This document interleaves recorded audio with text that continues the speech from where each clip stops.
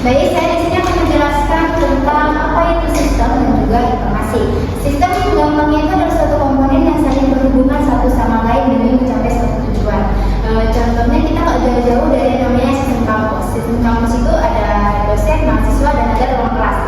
Kalau salah satunya nggak ada, maka sistem nggak akan jalan. Selanjutnya informasi. Informasi itu bukan hanya tentang data saja. Informasi itu adalah data yang sudah diolah menjadi informasi sehingga dia mempunyai arti dan relevan untuk bisa dibuat menjadi pendukung pengambilan keputusan. Contohnya, misalnya saya bilang A itu ada data mentah. Kenapa? Karena kita nggak tahu artinya itu apa. Kalau saya bilang nilai ujian mahasiswa A adalah 85, itu baru namanya informasi. Di slide selanjutnya ada tentang pengertian sistem pendukung informasi. Nah, jadi SPI ini adalah sistem berbasis komputer yang membantu kita memproses, menyimpan, mengolah sehingga dia menyajikan suatu informasi. Tujuannya adalah untuk menjadi pendukung pengambilan keputusan. Bayangkan seorang rektor yang ingin mengambil keputusan besar, tapi datanya itu masih berserakan, pasti pusing ya. Jadi SPI ini masuk sebagai tools untuk membuat pekerjaan menjadi lebih mudah dan meringankan dan meningkatkan mengenai. Selanjutnya akan disampaikan oleh Dr. Baik, di sini saya akan melanjutkan slide selanjutnya yaitu tentang tujuan sistem pendukung informasi. Nah, di sini ada 5 tujuan yaitu yang pertama membantu pengambilan keputusan. Nah, pendukung informasi membantu pengguna memilih keputusan terbaik berdasarkan data yang tersedia. Contohnya, seorang pemilik toko dapat melihat data penjualan dan menentukan produk mana yang harus ditambah stoknya. Yang kedua,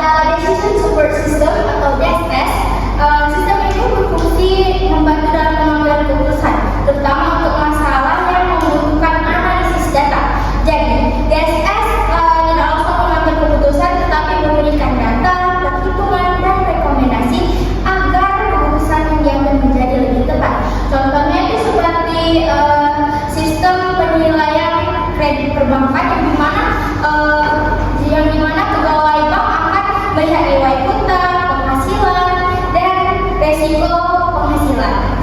Lalu yang keempat ada Executive Information System atau ACE. Sistem ini biasanya digunakan oleh pimpinan eksekutif perusahaan seperti CEO, karena ACE menyajikan informasi penting dalam bentuk yang lebih ringkas dan mudah dipahami, sehingga pimpinan dapat memantau kondisi perusahaan dengan cepat. Contohnya itu seperti grafik. Selanjutnya akan dilanjutkan oleh pemateri keempat. Baik, saya akan melanjutkan dari materi sebelumnya. Kita masuk ke contoh penerapan sistem pendukung informasi. Nah, di sini ada contoh. Yang pertama yaitu sistem akademik kampus. Contohnya seperti SIAKAD Kampus Universitas Royal yang berisi ada data nilai-nilai mahasiswa, jadwal kuliah, laporan transaksi uang kuliah mahasiswa, jadwal ujian, dan lain-lain.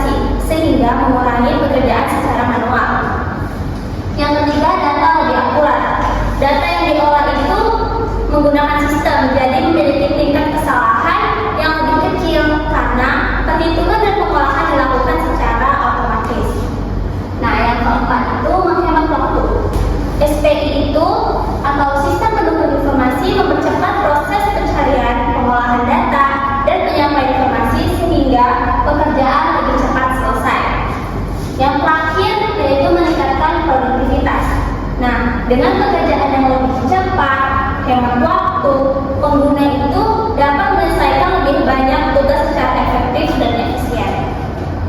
Lalu kita masuk ke kekurangan SPI atau sistem pendukung informasi.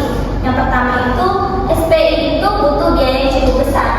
Contohnya, pada pembelian perangkat keras, software atau server, perawatan sistem, dan pengembangan aplikasi. Nah, itu kan dia butuh perawatan yang benar-benar secara terus-menerus jika ada kerusakan. Jadi dia butuh biaya yang cukup besar. Lalu yang kedua itu ketergantungan pada teknologi. Nah, kita itu jadi ketergantungan terhadap teknologi karena jika terjadi gangguan pada seperti listrik mati lampu, itu internet itu pasti bermasalah atau sistemnya error, maka sistem itu tidak bisa digunakan dengan optimal. Lalu yang ketiga itu membutuhkan keamanan data. Nah, data itu harus memiliki sistem keamanan yang baik supaya tidak dicuri, diretas atau datanya bocor. Lalu yang keempat, memerlukan pelatihan pengguna. Jadi pengguna itu harus paham cara gunain sistem supaya bisa digunakan dengan baik dan mengurangi kesalahan pada pengguna. Lalu yang kelima dan terakhir yaitu risiko kerusakan sistem. Kerusakan perangkat software bisa menyebabkan kehilangan data dan menghambat pekerjaan karena data tidak terintegrasi. Nah, kesimpulannya, IMK atau interaksi manusia dan komputer pada SPI sistem pendukung informasi berperan untuk mengelola data, penyedia informasi, dan mendukung pengambilan keputusan. Sistem ini juga berfokus pada desain antarmuka yang mudah digunakan, nyaman dan interaktif sesuai dengan kebutuhan pengguna. Dengan IMK yang baik, sistem itu bisa meningkatkan produktivitas, mengurangi kesalahan, mempercepat akses informasi, dan memberi pengalaman pengguna yang optimal. Nah, selanjutnya akan saya kembalikan kepada moderator dan teman-teman. Sekian dari presentasi dari kelompok kami. Semoga yang kami sampaikan menjadi manfaat untuk para penonton sekalian. Apabila penyampaian kami terdapat